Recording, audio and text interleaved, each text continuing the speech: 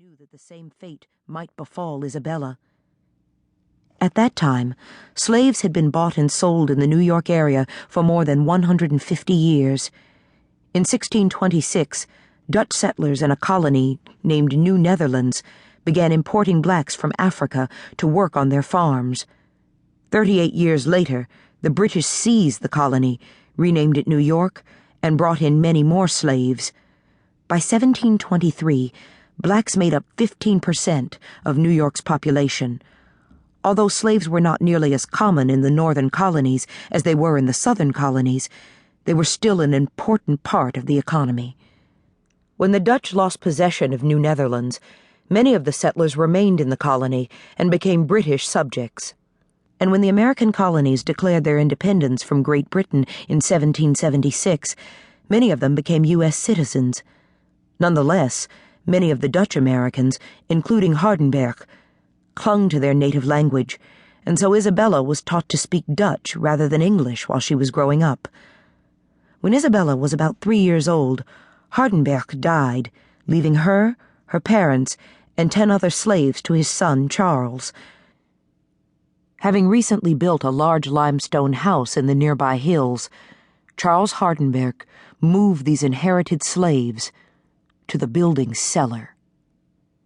In this one dank and filthy room, Isabella and the other slaves ate and slept. During the day, only a small amount of light shone through the cellar's small window.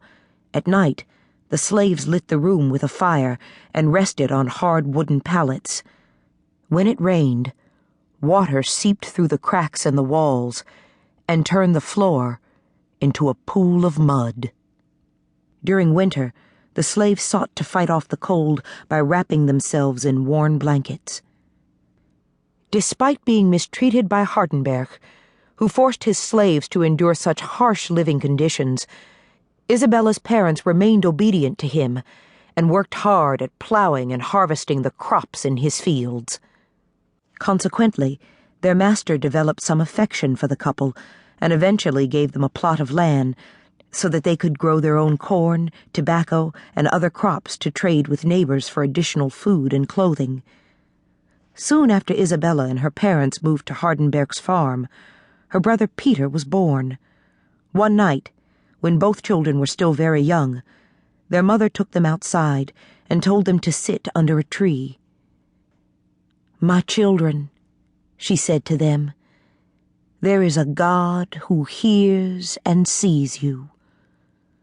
The children asked her where God lives. "He lives in the sky," their mother answered. "And when you are beaten or cruelly treated or fall into any trouble, you must ask help of him, and he will always hear and help you." She promised them that they were under God's protection.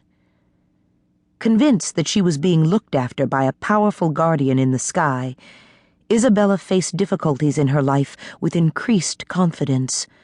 Her self-confidence continued to grow as she got older and learned how to do new things. On Sundays, when she and other slaves did not have to work their master's fields and orchards, she learned how to row a boat and ride a horse. She also learned from her mother to obey her master, to recite the Lord's Prayer each day, and never to steal or lie. However, Isabella also had other, darker lessons to learn. One night, when she heard her mother crying, she asked her what was wrong. Her mother replied, "I'm groaning to think of my poor children. They don't know where I be, and I don't know where they be. They look up at the stars, and I look up at the stars, but I can't tell where they be." Isabella later heard of the manner in which her older brother Michael and older sister Nancy had been taken away from their family many years before. On a snowy winter morning, some men in a horse-drawn sled had stopped at the cabin where Isabella's family then lived. Michael was delighted when the men told him that he was going for a ride and quickly jumped aboard the sled. The boy became frightened, however, when one of the men walked out of the cabin carrying a large box that contained his